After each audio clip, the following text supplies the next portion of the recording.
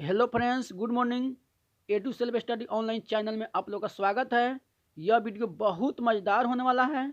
इस वीडियो को like, subscribe और ज़्यादा से ज़्यादा शेयर करें। अब इस वीडियो को शुरू करते हैं। यहाँ पहला प्रश्न है, निम्नलिखित में कौन सा अभाज्य संख्याएं हैं? निम्नलिखित में कौन सा अभाज्य संख्या है? Option A 56, option B 32, option C 27, option D 13। मैं बता दूं, अभाज्य संख्या है जो एक और स्वयं को छोड़कर अंश से भाग न लगे, यानी अंश से विभाज्य न हो, उसे अभाज्य संख्या कहते हैं। मतलब एक और स्वयं को छोड़कर दूसरे किसी से भाग न लगे, वो क्या होता है? अभाज्य संख्या होता है। तो इसका राइट आंसर क्या होगा? ऑप्शन नंबर डी इसका राइट आंसर हो जाएगा। ऑप्शन नंबर 13 अभाज्य संख्या है, इसलिए इसका राइट आंसर क्या हो जाएगा? ऑप्शन नंबर डी इसका राइट आंसर हो जाएगा। चलिए अगला क्वेश्चन। अगला क्वेश्चन है, 144 के अभाज्य गुणनखंड में 2 का घातांक है। 144 के अभाज्य गुणनखंड में 2 का घातांक है। Option number A 3, option number B 6, option number C 4, option number D 5। तो सबसे पहले 144 का अभाज्य गुणनखंड करेंगे। 144 का क्या करेंगे? अभाज्य गुणनखंड करेंगे। तो कितना से लगेगा? 2 से लगेगा। 2 से लगेगा तो कितना होगा? 72 हो जाएगा। फिर 2 से 36 हो जाएगा। फिर 2 से 18 हो जाएगा। 18 में फिर कैसे लगेगा? 2 से लगेगा तो 9 हो जाएगा। अब 3 से लगेगा तो कितना हो जाएगा? 3 हो जाएगा। तो 2 पर पावर हो जाएगा। 2 कै बार है? 1 2 3 4। 2 पर पावर 4 हो गया, गुने 3 कै बार है? 1 2। 3 पावर हो जाएगा 2, यानी 2 पर पावर कितना है? 4 है। इसमें क्वेश्चन पूछा गया अभाज्य गुणनखंड 2 का घातांक, तो 2 का घातांक कितना है? 4 है। इसलिए ऑप्शन नंबर सी इसका राइट आंसर हो गया। ऑप्शन नंबर सी 4 इसका राइट आंसर हो गया। समझ में आ गया होगा। चलिए अगला क्वेश्चन। अगला क्वेश्चन है, 45 और 60 का मसा है। 45 और 60 का मसा है। Option number A 45, option number B 3, option number C 1, option number D 15। तो 45 और 60 का मसा निकालेंगे तो सबसे पहले 45 से क्या करेंगे? भाग लगाएंगे 60 में। तो 45 इकाई 45 हो जाएगा, शेष 15 आया। फिर 15 से 45 में भाग लगाएंगे। 15 तिया 45 कट जाएगा, यानी इसका मसा कितना आया? 15 आया। इसलिए ऑप्शन नंबर डी इसका राइट आंसर हो जाएगा। 45 60 का मसा कितना हो जाएगा? 15 हो जाएगा। इसलिए इसका ऑप्शन नंबर डी इसका राइट आंसर हो गया। चलिए अगला क्वेश्चन।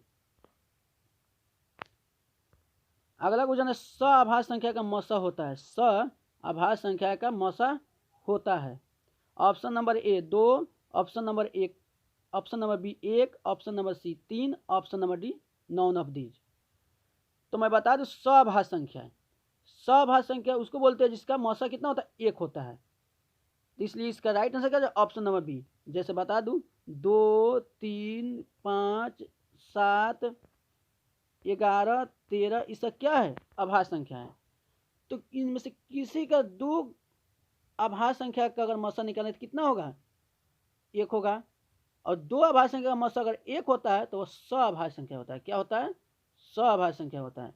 इसलिए सभाज्य संख्या का मौसा कितना होता है? 1 होता है। चलिए अगला संख्या।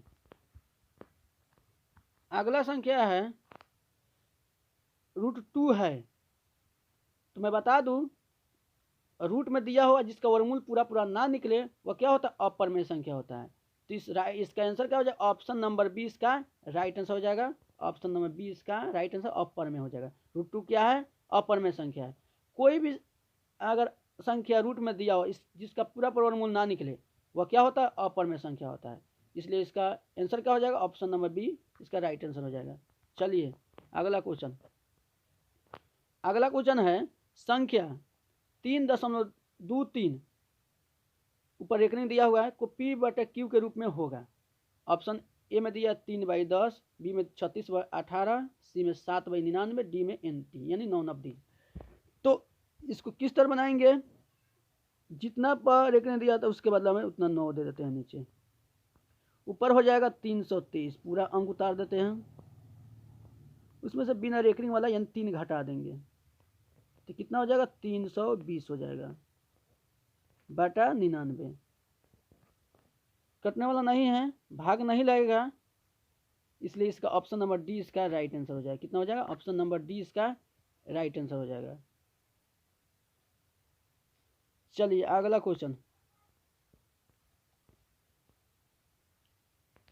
अगला क्वेश्चन है दो क्रमित सम संख्या का मौसा होगा। दो क्रमित सम संख्या का मौसा होगा। तो क्रमित मतलब होता है लगातार। क्रमित माने क्या होता है? लगातार।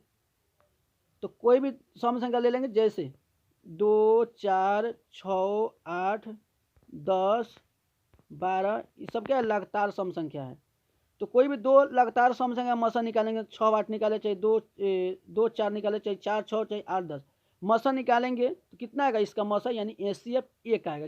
सॉरी, इसका एचसीएफ कितना आएगा? 2 आएगा। कितना आएगा? एचसीएफ 2 आएगा। जैसे 6, 8 का निकालते हैं, 6, 8 का अगर एचसीएफ निकालते हैं, 6, 8 लगातार संख्या है, सम संख्या, तो 6, 8 का एचसीएफ निकाले, 6 में अगर 6 से 8 में लगाएंगे तो कितना मतलब 1 मतलब लगेगा।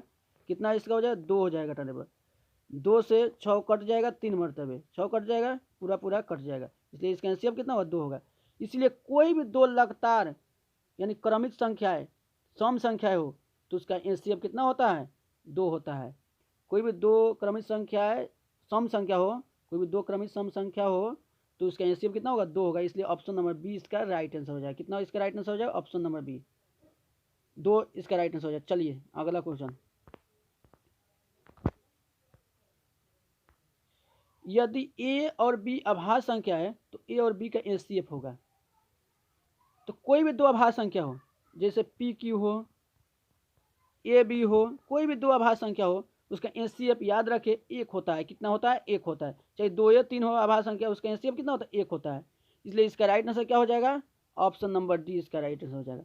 अगर कहीं पूछता है एलसीएम, तो कोई भी दो अभाज्य संख्या एलसीएम, वो दोनों अभाज्य संख्या को गुना कर देंगे, जो प्राप्त होगा वही एलसीएम होगा। अगर इसी क्वेश्चन में पूछता है ए और बी का अभाज्य संख्या, ए और बी का एलसीएम होगा, क्या होगा? एलसीएम। तो एलसीएम होता है तो सी नंबर यानी ए बी आंसर हो जाता है। और एचसीएफ पूछेगा तो एचसीएफ अभाज्य संख्या का एचसीएफ कितना होता है? 1 होता है। अभाज्य संख्या एचसीएफ कितना होता है? 1 होता है। लेकिन अगर वहीं एलसीएम पूछेगा तो दोनों का क्या करेंगे? गुना कर देंगे। तो यहाँ इस अगर एलसीएम पूछता है तो ए बी इसका आंसर हो जाता है, एलसीएम पूछा है तो 1 होगा। चलिए अगला क्वेश्चन। अगला क्वेश्चन है उसी प्रकार से दिया हुआ 11.23564 यानी 5 और 4 पर एक रिंग है, वह परमेय होगा, अपरमेय होगा, प्राकृत होगा। तो मैं बता दूं, अगर रेकरिंग पर दिया होगा रेकरिंग, उसको बाटा के रूप में हम लिख सकते हैं। बाटा के रूप में लिख सकते हैं, वह क्या होगा? परमेय संख्या होगा। इसलिए इसका ऑप्शन नंबर ए इसका राइट आंसर हो जाएगा। क्या आंसर हो जाएगा? ऑप्शन नंबर ए इसका राइट आंसर हो जाएगा। अगला क्वेश्चन है सबसे छोटी अभाज्य संख्या और सबसे छोटी भाज्य संख्या गुणनफल होगा। तो सबसे छोटी अभाज्य संख्या कितना होता है? 2 होता है। सबसे छोटी अभाज्य संख्या कितना होता है? 2 होता है। उसके बाद 3 होता है, उसके बाद 5 होता है, ऐसे करके होता है। और सबसे छोटी भाज्य संख्या कितना होता है? 4 होता है। 4 के बाद 6 होता है, उसके बाद 8 होता है। तो इसमें पूछा है सबसे छोटी अभाज्य संख्या और सबसे छोटी भाज्य संख्या गुणनफल। सबसे छोटी अभाज्य संख्या 2 है और सबसे छोटी अभाज्य संख्या कितना है? सबसे छोटी अभाज्य संख्या 2 है और सबसे छोटी भाज्य संख्या कितना है? 4 है। सबसे छोटी अभाज्य संख्या 2 और सबसे छोटी भाज्य संख्या 4, तो दोनों का गुना कर देंगे। गुणनफल मतलब गुना करेंगे, 2 गुने 4 कितना हो जाएगा? बराबर 8। यानी इसका ऑप्शन नंबर सी इसका राइट आंसर हो जाएगा। कितना आंसर हो जाएगा? ऑप्शन नंबर सी इसका राइट आंसर हो जाएगा। चलिए अगला क्वेश्चन फिर उसी प्रकार से है, निम्नलिखित में कौन सा अभाज्य संख्या है? निम्नलिखित में कौन सा अभाज्य संख्या है? Option number A 91, option number B 213, option number C 41, option number D 501। तो इसका राइट आंसर क्या होगा? इसका राइट आंसर हो जाएगा ऑप्शन नंबर सी इसका राइट आंसर हो जाएगा 41। अभाज्य संख्या बल बताए थे, जो एक और स्वयं को छोड़कर अंश से विभाज्य न हो वह अभाज्य संख्या होता है। इसलिए ऑप्शन नंबर सी इसका क्या हो जाएगा? राइट आंसर हो जाएगा। अगला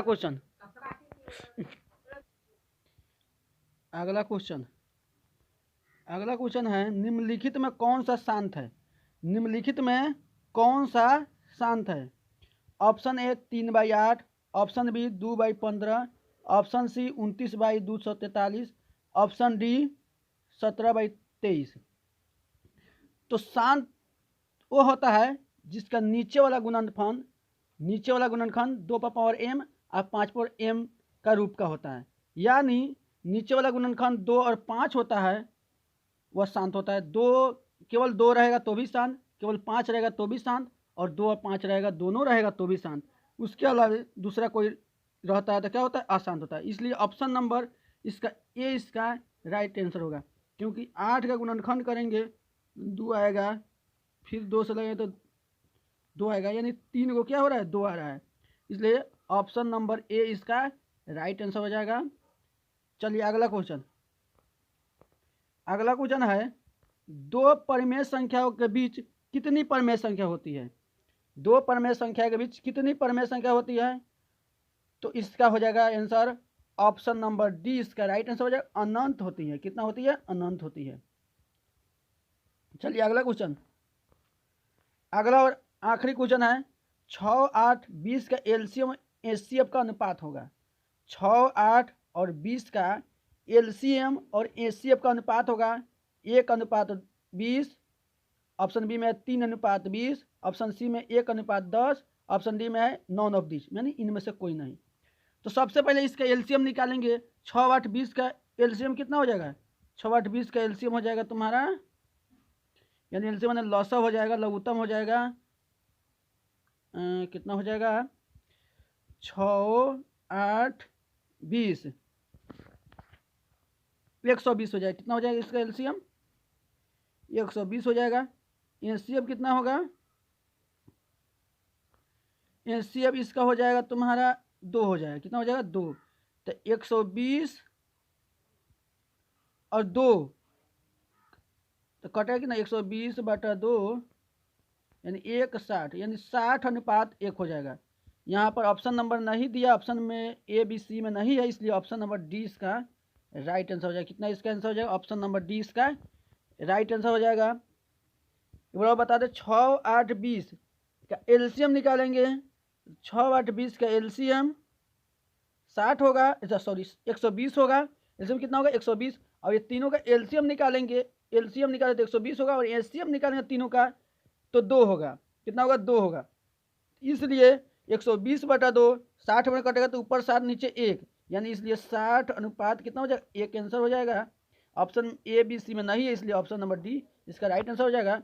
चलिए कितना आपका सही हुआ, कितना गलत हुआ, इसको कमेंट बॉक्स में बताएं। कितना आपका 14 में कितना सही नंबर आया है।